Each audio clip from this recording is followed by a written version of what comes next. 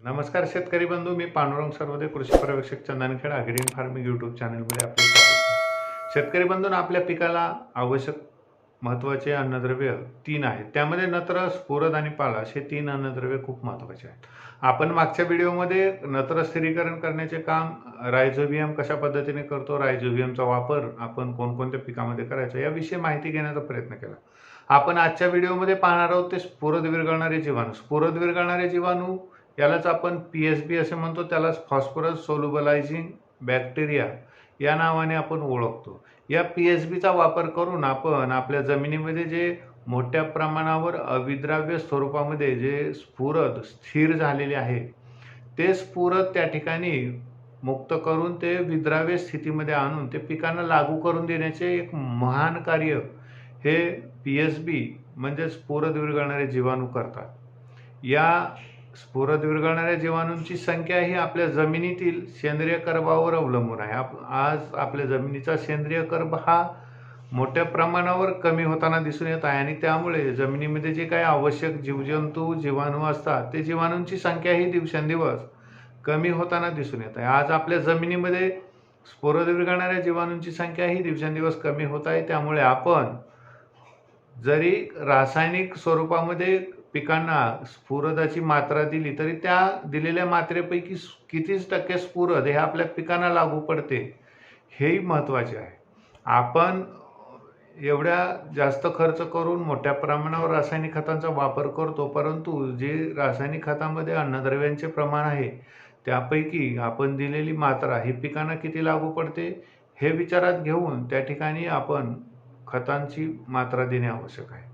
आपण रासायनिक खतांची मात्रा वाढवली तर त्या ठिकाणी आपला उत्पादन खर्च मोठ्या प्रमाणावर वाढू शकतो. म्हणून उत्पादन खर्च कमी करण्यासाठी आपणाला आपल्या शेतीमध्ये जीवाणूंचा वापर करून घेणे खूप महत्त्वाचे आहे. त्यामध्ये आपण नत्र स्थिरीकरणासाठी रायझोबियम, अझोटोबॅक्टर ह्या जीवाणूंचा वापर करू शकतो. तर स्फुरद विरघळणाऱ्यासाठी, आपल्या जमिनीमधलं स्फुरद विरघळण्यासाठी आपण या स्फुरद विरघळणाऱ्या जीवाणूंचा वापर करू शकतो. या जीवाणूंचा वापर करून त्या ठिकाणी आपण विद्राव्य स्वरूपात स्फुरद आणून पिकांना लागू करून देऊ शकतो. स्फुरद हे अन्नद्रव्य एवढे महत्त्वाचे आहे की त्या ठिकाणी झाडांची मुळे, पाने, फांद्या, फुले, फळे या सर्व विकासासाठी आपणाला त्या ठिकाणी स्फुरदाची आवश्यकता असते. आज आपल्या जमिनीमध्ये सर्वसाधारणपणे आपण जर PSBचा वापर केला तर त्या ठिकाणी आपणाला जर समजा हेक्टरी 100 किलो स्फुरद किंवा सिंगल सुपर फॉस्फेट द्यायची गरज असेल, तर त्या ठिकाणी आपण जर PSB या जीवाणू संवर्धकाचा व्यवस्थित जर वापर केला तर त्या ठिकाणी आपण 30 ते 40% त्या ठिकाणी त्या खताची मात्रा कमी करून आपल्या उत्पादन खर्चामध्ये मोठ्या प्रमाणावर बचत करू शकतो.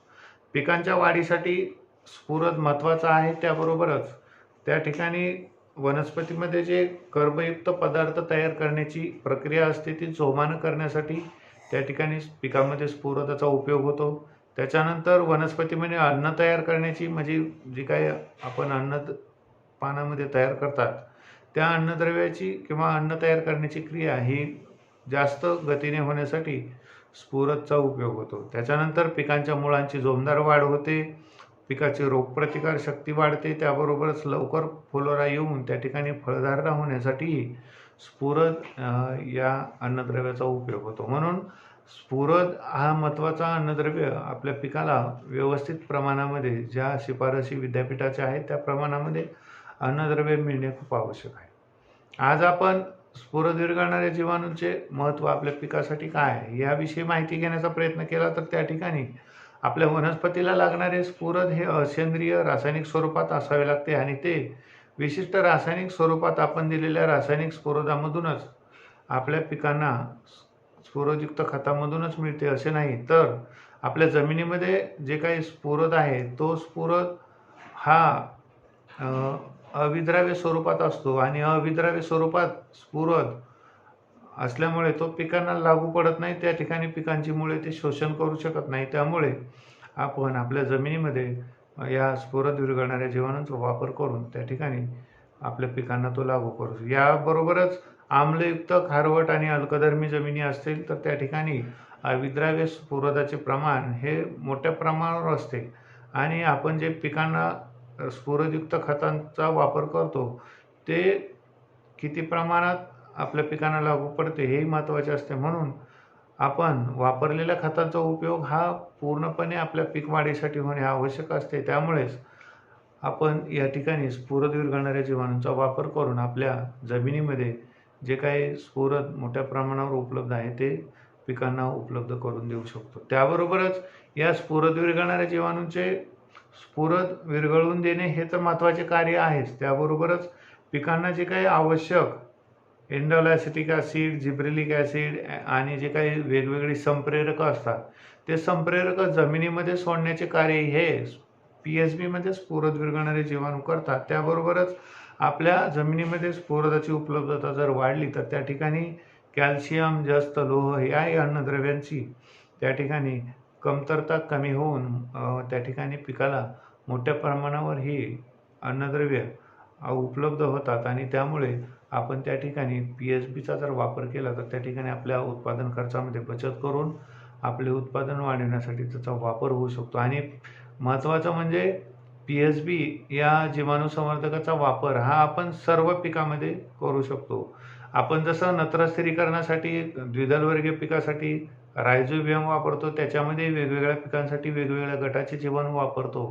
त्याबरोबरच तृणधान्य किंवा एकदल पिकामध्ये ॲझोटोबॅक्टरचा वापर करतो. परंतु स्फुरद विरघळणारे जीवाणू हे आपण जेवढी पिकं घेतो त्या कोणत्याही पिकासाठी या जीवाणूंचा वापर करू शकतो आणि त्या ठिकाणी आपण आपल्या जमिनीचा पोत चांगला ठेवून जमिनीची सुपीकता वाढवून आपण रासायनिक खतांचा खर्च कमी करून आपल्या एकूण उत्पादनामध्ये मोठ्या प्रमाणावर वाढ करू शकतो. त्यामुळे सर्व शेतकरी बांधवांना विनंती आहे की आपण जे FIR पद्धतीने बीज प्रक्रिया करणार आहोत त्यामध्ये रायझोबियम किंवा ॲझोटोबॅक्टर सोबतच आपण स्फुरद विरघळणाऱ्या जीवाणूंची बीज प्रक्रिया केली तर त्या ठिकाणी आपल्याला नक्कीच फायदा होईल आणि सर्व शेतकरी बांधवांनी या हंगामामध्ये PSBची बीज प्रक्रिया करून आपल्या बियाण्याची पेरणी करावी ही सर्वांना विनंती आहे.